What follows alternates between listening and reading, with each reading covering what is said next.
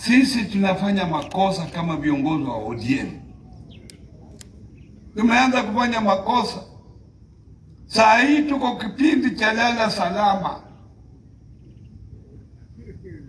Tukifika mwezi wa 8, kama maendeleo itafanyika, ngojea 2027. Saa hiyo tunakimbia.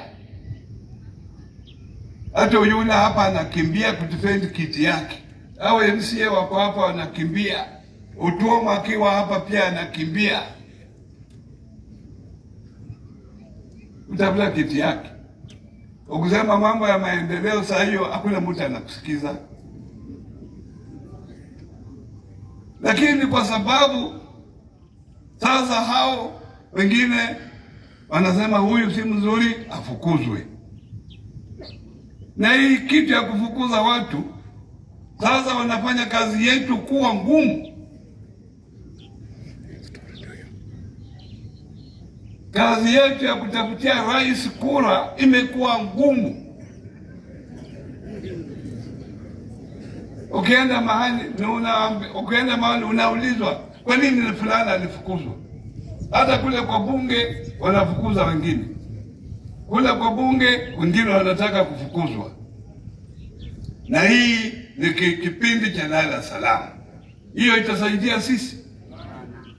Tunataka sisi wote tuwe pamoja. Wakati huu kama mtu amekosea, sema sorry, tuendelee mbele. Tukifika 2027 tukae chini na tuuziane, tuulize wewe ulikuwa umekosa hiko, urekebishe. Kama urekebishe, saa hiyo ni mapema, tukwambie haya, chukua njia yako. Lakini saa hii tukiendelea, huyo fukuzwa. Saa hii nimetembea huku ni nyumbani, natembea na ulizo maswali siwezi kujibu. Kwa sababu mimi si kiongozi wa ODM. Nilikuwa deputy party leader.